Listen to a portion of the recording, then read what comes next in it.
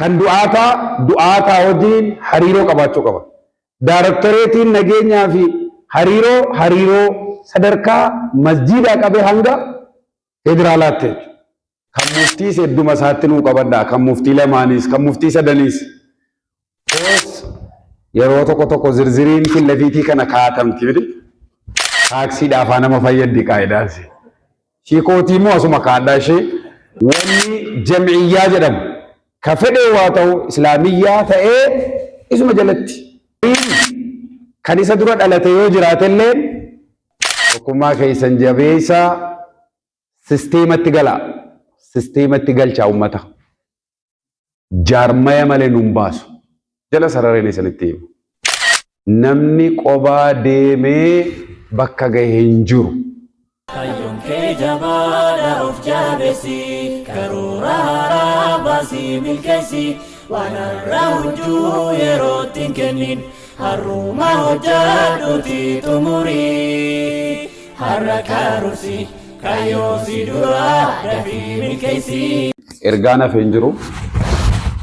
Haqiiqaatti beekumsa irratti beekumsa dabalataa jirtu. Kun immoo ajajuma rabbiiti. Waqul rabbi zidni ilmaadha.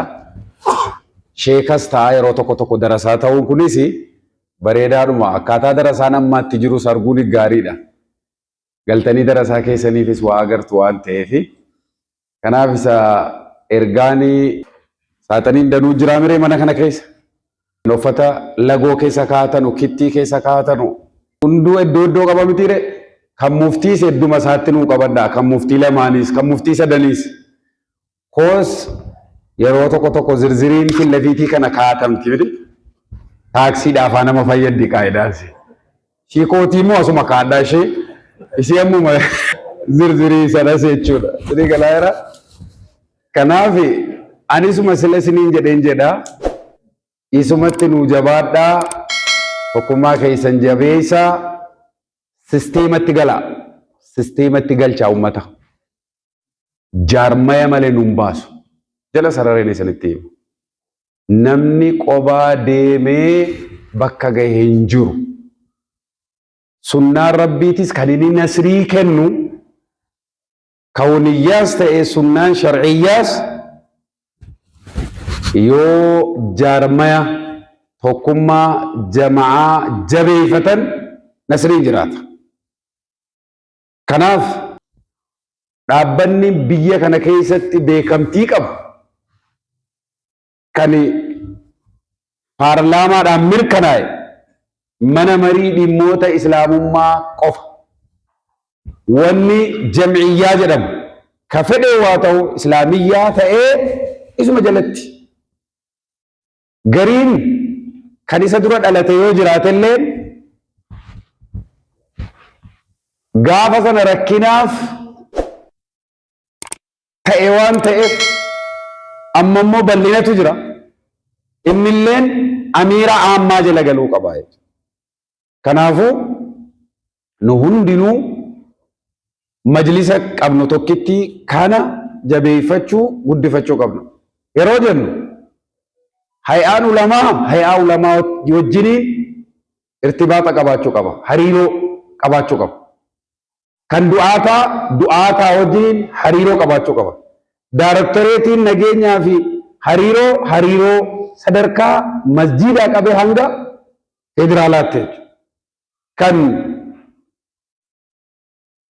hawaasummaa, kan dubartootaa, kan dargaggootaa walumaa galatti gara daarektoreetii 15 oltu jira.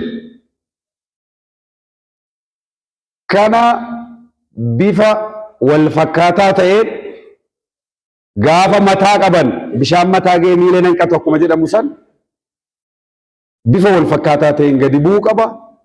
Kun immoo asii gaditti kan gadi buusu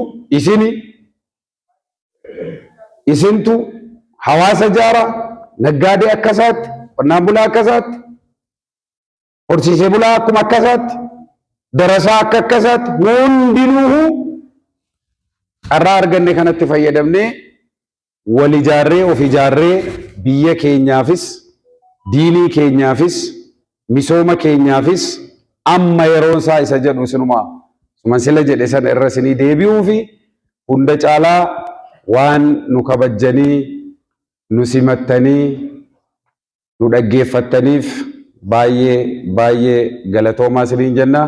Rabbi hiree kana nu kennelleen galateeffadha. Ani akkuma dhuunfaa kootiitti akka mana marii dhimma Islaamaattis mee barmaatilee baratame keessaa baanee yaa jara keenya mee waan takkitti kana qofa naa dhaggeeffadha. Biyya Keeniyaa kana majlisa jira. Keeniyaa ollaa keenya kana. Muslimni achi keessa jiru parsantaa 10 gadi. Lubbi balu. Parsantaa 10 gadi. Garuu majlisa cimaa tokko waan qabanuuf jecha paarlaamaa biyyattiirraa sagalee 20 qabu. Paarlaamaa biyyattiirraa. Jini galaa jira. Yuunivarsiitii gurguddaa qabu. Kabaja qabu. Aalama muslima Keeniyaa keessa aalama kabaja abba. Nuti garuu baay'ina muslimaa qabaachuutiin Itoophiyaan akka biyyaattuu yoo fudhanne biyya 20 ol caalti. Biyya Afrikaa keessa. Sini galaa jira.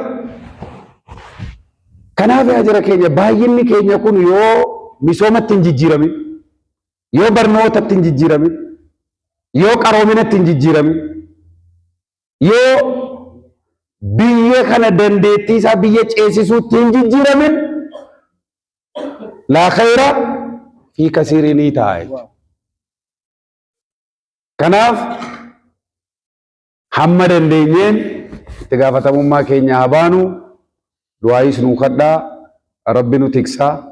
Maaliif jennaan akka namaatiin utuu hin ta'in akka Rabbiitiin as geenye waan ta'eef Rabbiin nuti gaafa duraa qabannee ol kaade sun immoo hin dulloomu, yeroon isaan darbu hinduu baajatan dhabuunni hojii isaattuma fufaa yoo Rabbii jedhe nasrii kanaa oliitu dhufaa. Salaamu alaykum wa rahmatullahi wa barakaatuh.